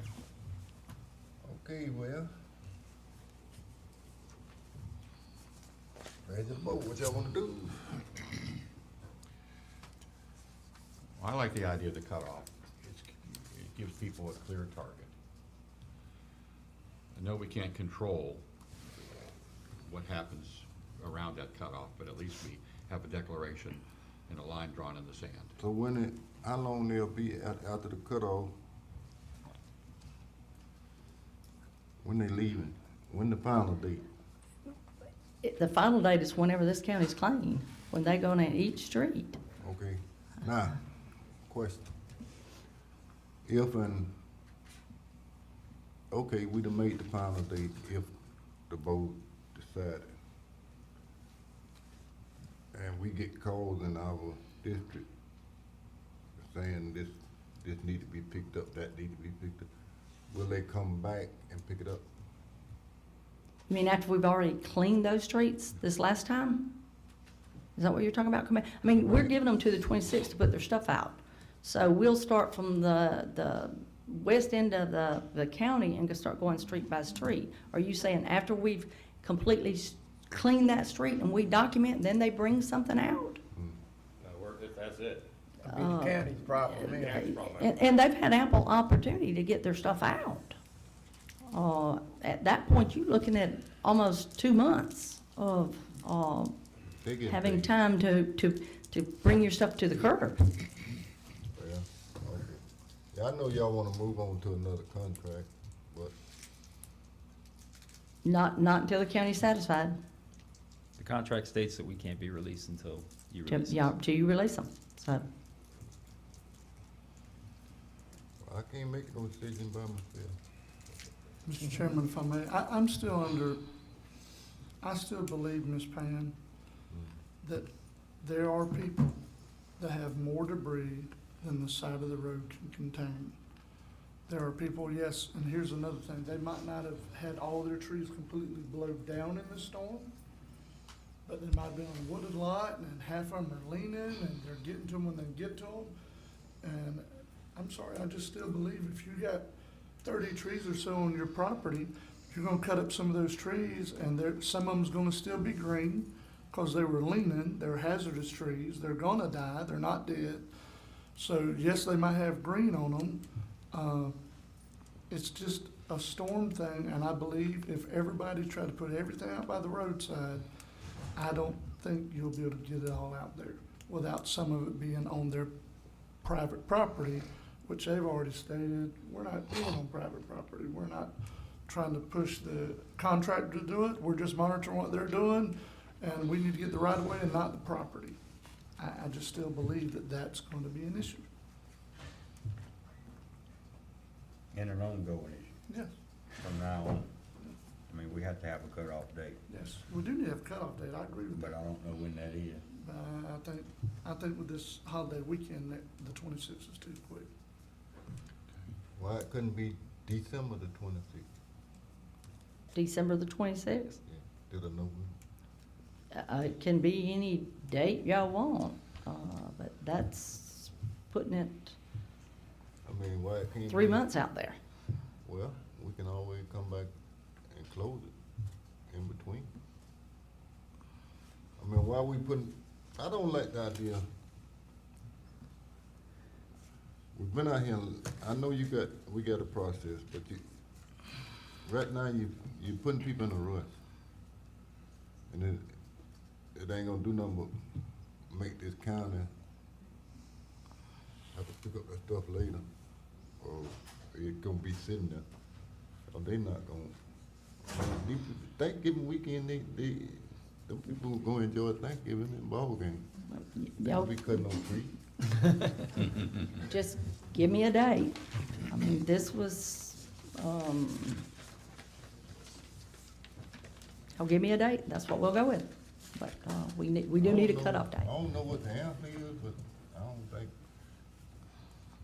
How about the money? Is that contract got a containment of money that if we extend the date into December, that we're not paying more? Or is it an outcome contract that they get the job done? as we say? Our contract is done on, it doesn't have in 30 days you gotta do this or anything like that. It is until the county is clean. Okay, Commissioner, how about you meet again on the 4th? How about at that point, you set a date based on how the county is looking? We've gotten past Thanksgiving weekend, plus a week. So at that point, everybody might have a better feel as to what would be a good cutoff date. I think that'll be good. For Can we my set a district, date it'll be then? good. Up to you. And in the meantime, Pam, I've been get with the news, get with the Your paper, pleasure. get with the paper, get with the news, Well, radio. we and- started pushing out that, you know, that you Let 'em know need to that, start hey, we pushing, we've already pushed out that you need to start getting your stuff to the curbside.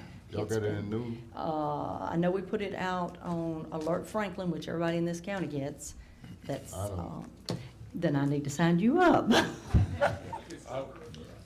I probably do, I don't pay attention.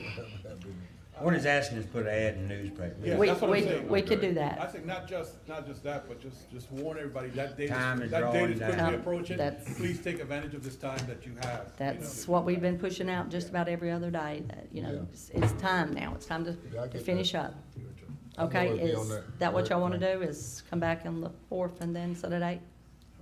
Okay. Yeah. Mr. Chairman, Mhm. just one comment. This is an unusual response that we're dealing with, not only because of the size of the hurricane, but because FDEM and FDOT are picking up 100% of the cost to clean up. So maybe in the meantime, Pam can check with those entities to find out if they're giving us any hard and fast deadline when they're going to stop paying. Right, yeah, we need to know that too. Just a thought. You're right, a good thought. That's the real deadline. Yep. That's what I'm driving at. We So would need check- time to check get with through the- everything check with once the we state. set out that last date where you can set it on the curb. Sorry, Matt, what did you say? I'm sorry, I was just saying, if there's a cutoff date, we need a time for them to say this is the last day it can go out, and then we need time to get through the whole county Yep, before we hit that end date. yes, That's yes, what they've we'll been go. talking about. We'll go back and look at it, We'll yeah. get it done, but we'll discuss that next meeting. I mean, we should have your We'll get back. exact date at the next meeting. Okay. Is that the plan? I'll make a motion to table, item number 1. Second. All right, I got a motion on the floor by Commissioner Parrish, second by Commissioner Jones. Any more discussion? Ready to vote, all in favor? Aye. All opposed? That pass unanimous. See you at the next meeting, sir. We'll get it together by then. Next, oh, that's right. The second is request for board direction on how to handle the private property debris removal. After speaking to FDOT, these are the options that they gave me. County can pick up the debris and then request Florida Department of Emergency Management to reimburse, which may be denied. I'm not recommending this approach because that puts the county on the hook for all of this money that would not be included in that 100% because it is private property. And FEMA on a normal basis does not reimburse for private property. Second is send all private property debris removal paperwork on private roads to FDOT and to FEMA, determine if private property debris removal is eligible, and reimbursement will be on FDOT and not on the county. I just need to know whether y'all want me to follow through with doing that paperwork. Pledge of the board.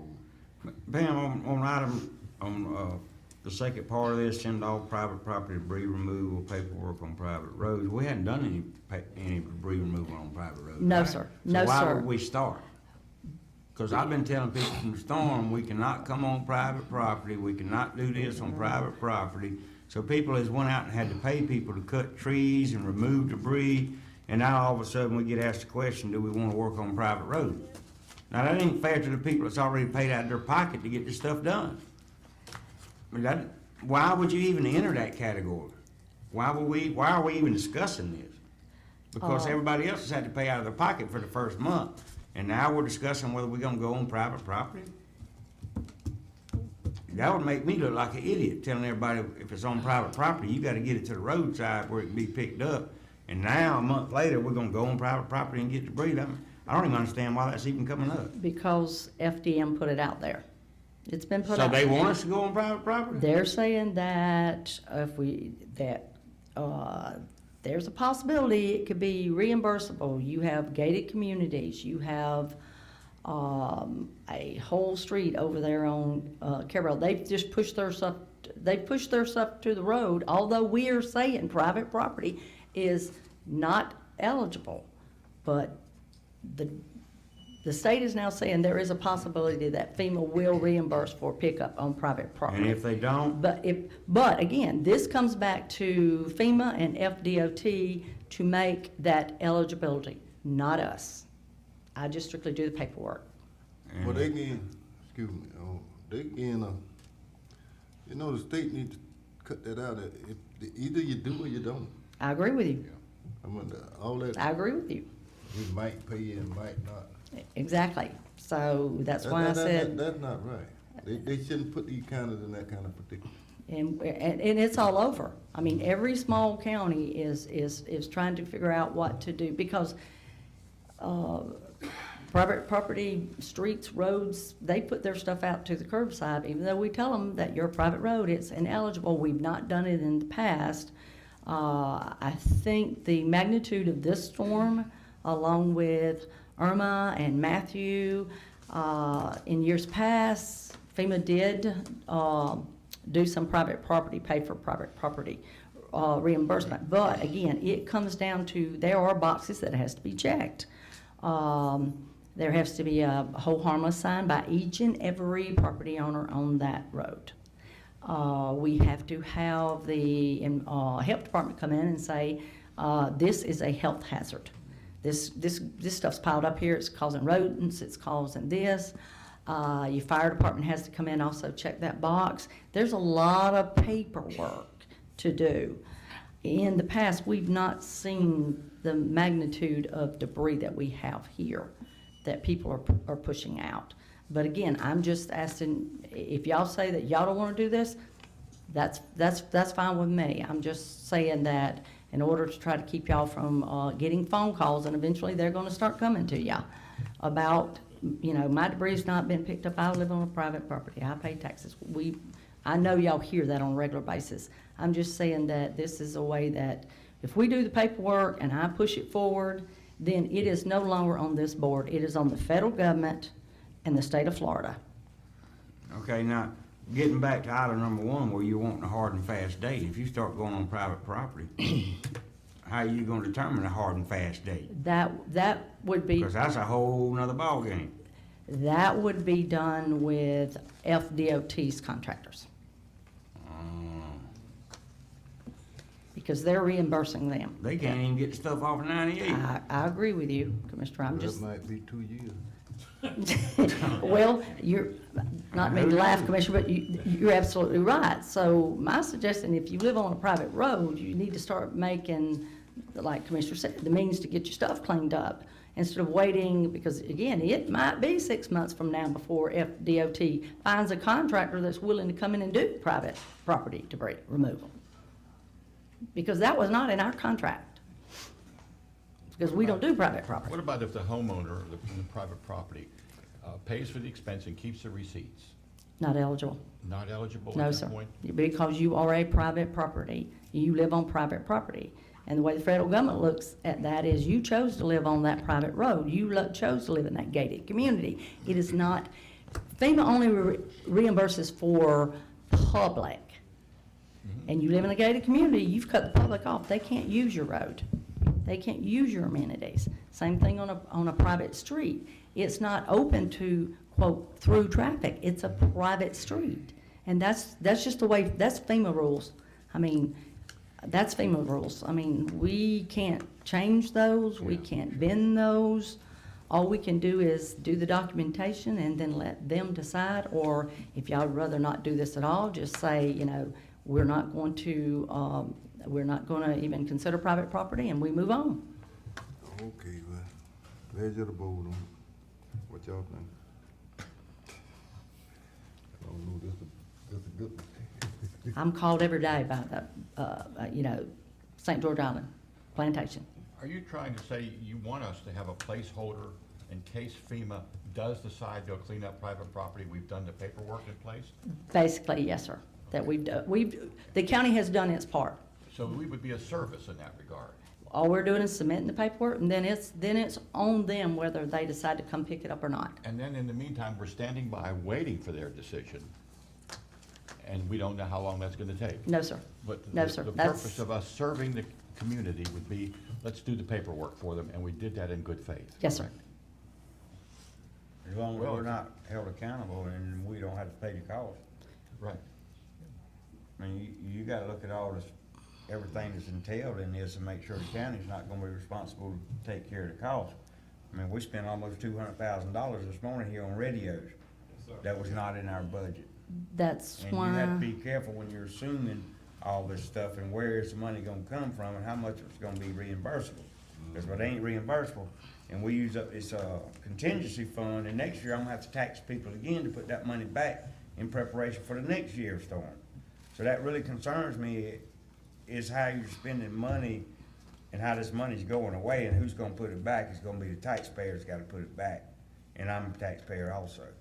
So I'm very leery of doing things and not knowing where the money's coming from. They said they might reimburse, they might not. Well, I don't want them slinging it back to us, cause we ain't got the money. We gotta pay all this overtime that's been going on for the last month, and we don't have a contingency fund to pay all that. We got $1 million and that's it. And when it's gone, it's gone. And some of it will be reimbursable, but when? Next month or 2 years from now? You understand what I'm saying? And then you're gonna be sitting here during next storm season with no money. So if we have another storm in June, there's no money in the contingency fund, what are you gonna do? That's the part that concerns me when I sit up here and complain, but it's trying to look out for the taxpayer, and somebody got to show me the money. And there's no way to replenish this money unless you tax the people again and rebuild that contingency fund. So I'm very leery about spending dollars like that. I mean, I've been sitting there for 12 years and we've never depleted that contingency fund. It rolls over from year to year, and we don't have to tax the taxpayer next year to put it back. But when it's gone, it's gone. Somebody's gonna have to replenish it, and the somebody is the taxpayers of this community. So I'm very leery about spending that money out of that contingency fund. I'm just sorry that's the way it is. I think we can protect that. what we're saying, Commissioners, we're not picking up anything or being responsible for anything. It will solely fall on the shoulders of FDOT and FEMA if they decide to do private property. We're not picking up anything. Our debris haulers will not touch anything. We will not be responsible for that. I was just saying I would, if y'all direct me to do so, I will start the paperwork. And How many private roads has approached you on this issue? I've had, of course, the plantation calls regular. I've got citizens from different roads calling and complaining. Some of them's in Commissioner Massey's district about their roads. But again, that's up to y'all. Y'all just, Pleasure to board. I'm just putting a warning out there. That's all I was doing. That's at the Carabel Beach. But what about, there's no way we can get the state to give us a definite answer? Either you do, if they gonna do it or not. not till we do, we have to submit the paperwork. Well, you submit the paperwork, it still ain't. It is still up to them, Commissioner, but it takes it off the board. But the definite answer is that we're not responsible. I mean, if you say, yes, state, go look at this stuff, then the state goes, looks at it, and we're not responsible at all. If we say, no, the private property owners are responsible, then the state won't even look at it. But if I understand what you're saying, all we're doing is saying, state, we think you ought to go look at it. And the state says it's eligible, then the state picks it up and the state pays for it. If the state says it's not eligible, then they may also come back to you all on, just like they do in the plantation pier. So either which way, it's not putting us on a hook? No, sir, not putting you on the hook at all. It's just some paperwork on our behalf.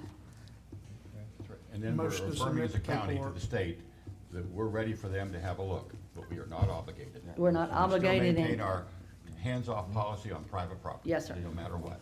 Yes, sir. Right. Motion to submit the paperwork.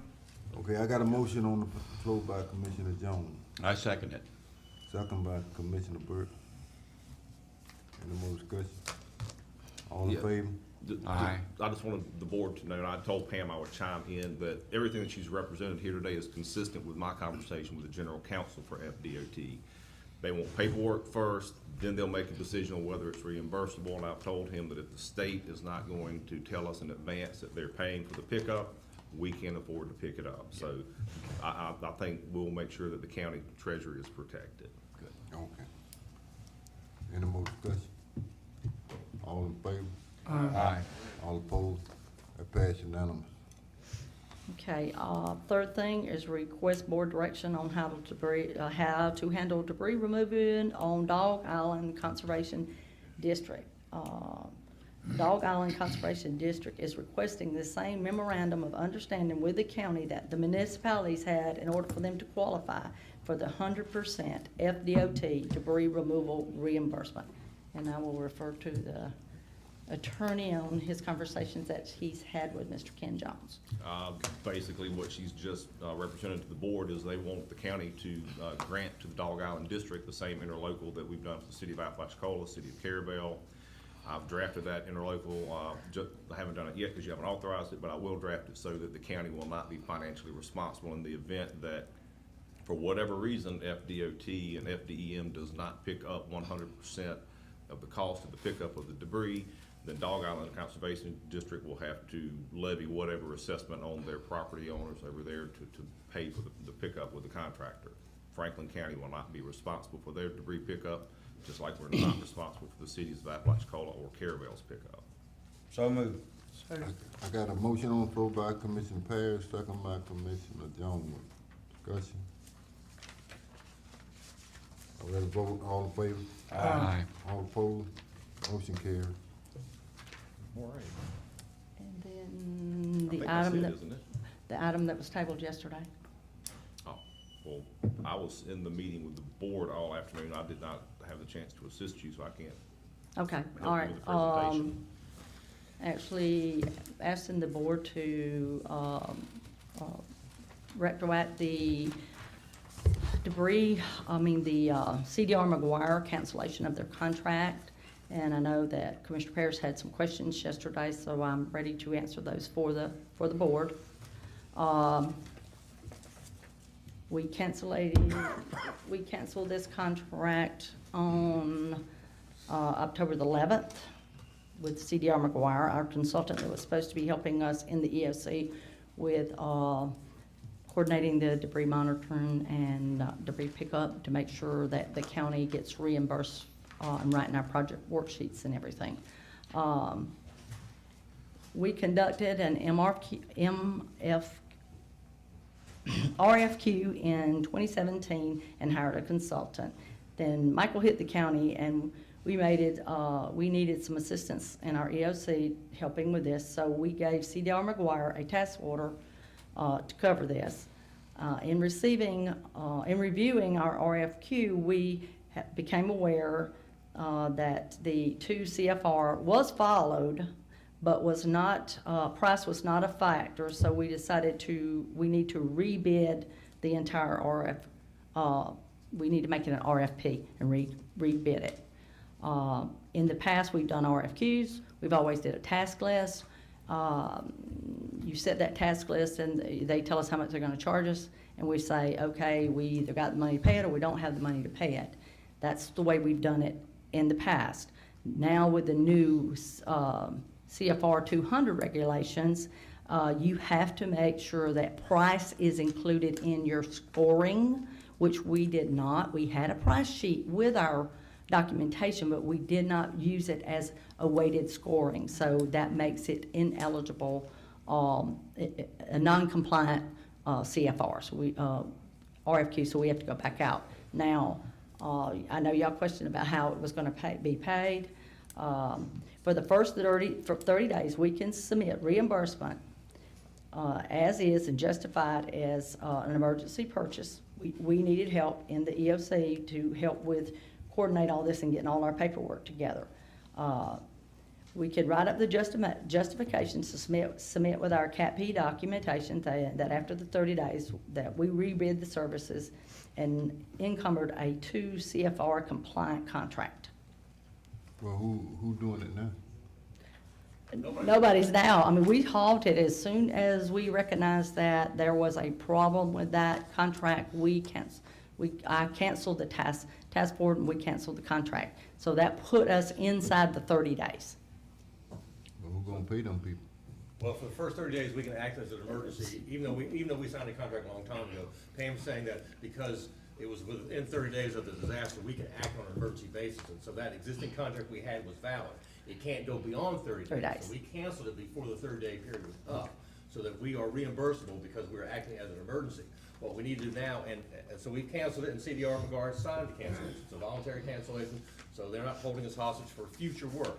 But for those 30 days after the storm, we are entitled to use that existing contract. But because there was an error in it, we have to go back and correct that error. So that's where she wants direction now, is to correct that error. So from sometime in the future, we will have a new contract, and we'll have to go out and select a new vendor potentially, or CDR can reapply, but we'll go out and get a new contract to go forward. But the 30 days is covered because that was within the window that FEMA allows emergency procurements to occur.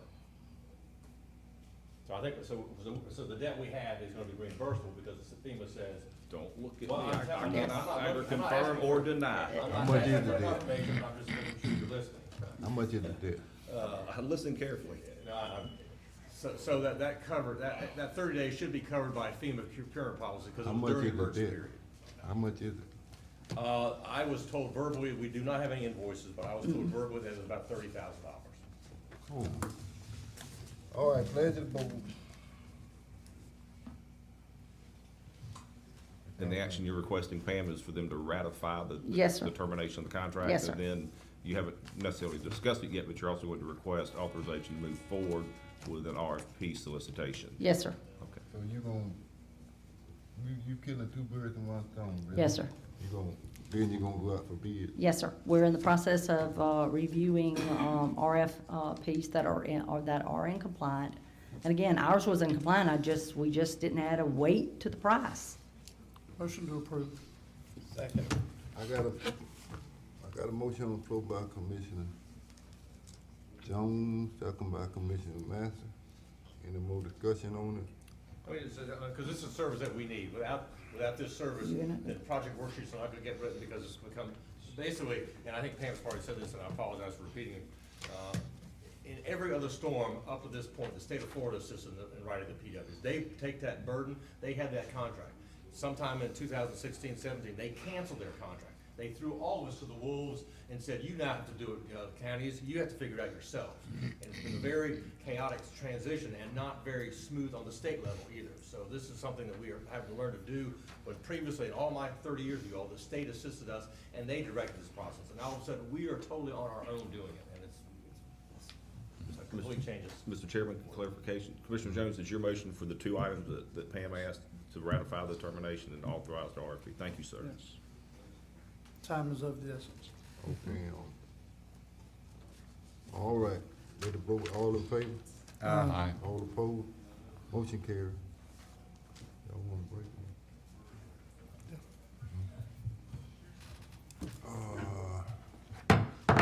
Commission, gonna take a 5-minute break. Already late. Someone gets a copy.